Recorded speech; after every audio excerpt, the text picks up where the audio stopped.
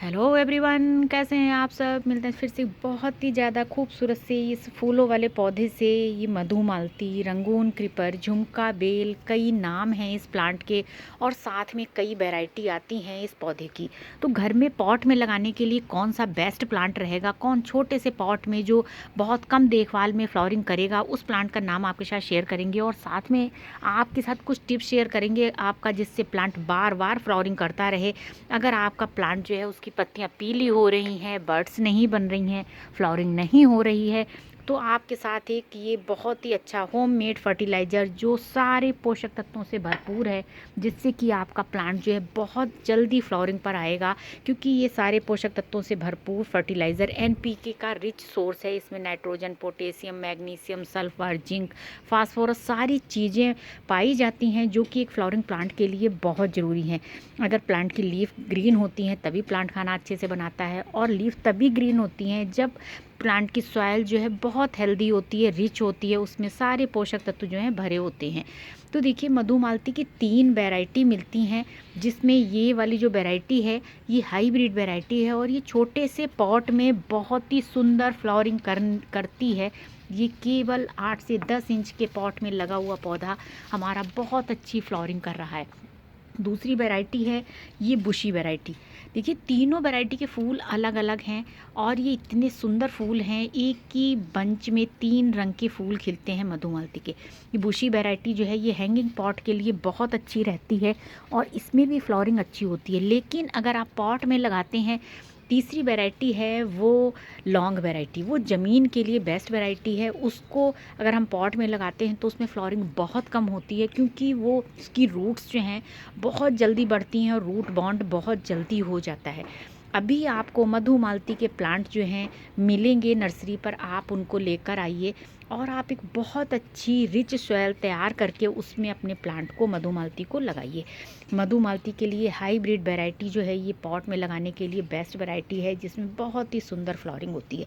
साथ में मधुमालती को आप जब रिपोर्ट करेंगे लाकर नर्सरी से, तो एक बेल ड्रेन पॉट रखें और बेल ड्रेन सॉइल मीडिया तैयार करें, जिसमें 3 पार्ट कंपोस्ट का, सैंड का और मिट्टी का बराबर बराबर मिला लें तीनों चीज़ों को। और कंपोस्ट जो है, अगर गोबर की खाद आप लेते हैं तो कम से कम 3 साल पुरानी खाद लीजिए, क्योंकि नई खाद जो है वो प्लांट की रूट्स में फंगस लगा देती है। तो इसलिए 2 साल पुरानी आप गोबर की खाद लेंगे, नहीं तो आप बर्मी कंपोस्ट यूज करिए, बेस्ट है।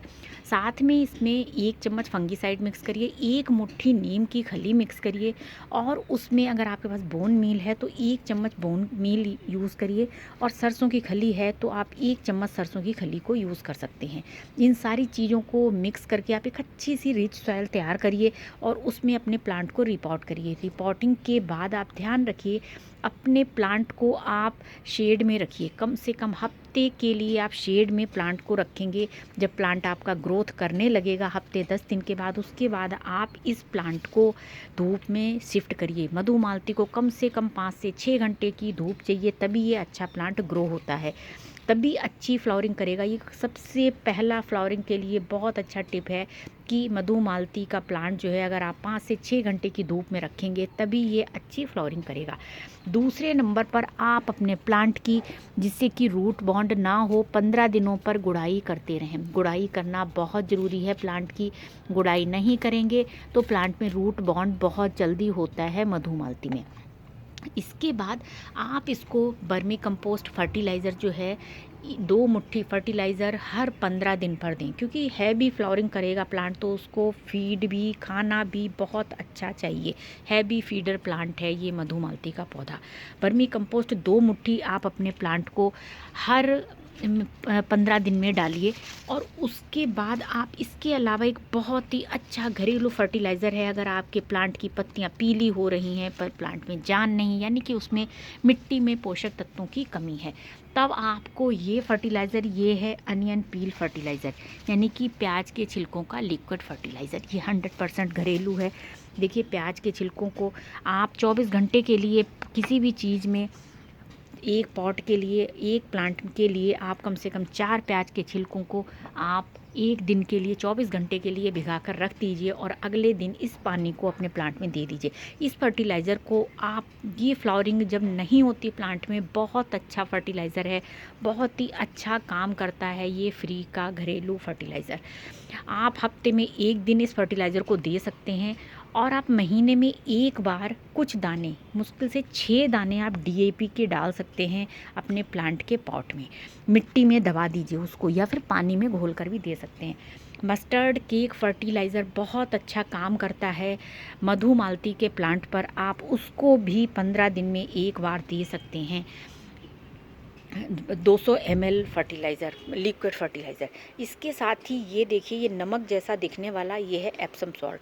एप्सम सॉल्ट यानी कि मैग्नीशियम सल्फेट, जो कि जब अगर प्लांट आपका फ्लावरिंग नहीं कर रहा है, प्लांट में बिल्कुल जान नहीं है, और रीपॉटिंग के बाद जब आप प्लांट को रिपॉट कर देते हैं, उसके बाद आप 1 ग्राम एप्सम सॉल्ट 1 लीटर पानी में मिक्स करिए और प्लांट को ऊपर से शॉवर करा दीजिए अच्छे से रिपॉटिंग के बाद, और उसके बाद मिट्टी में भी डाल दीजिए इसी पानी को।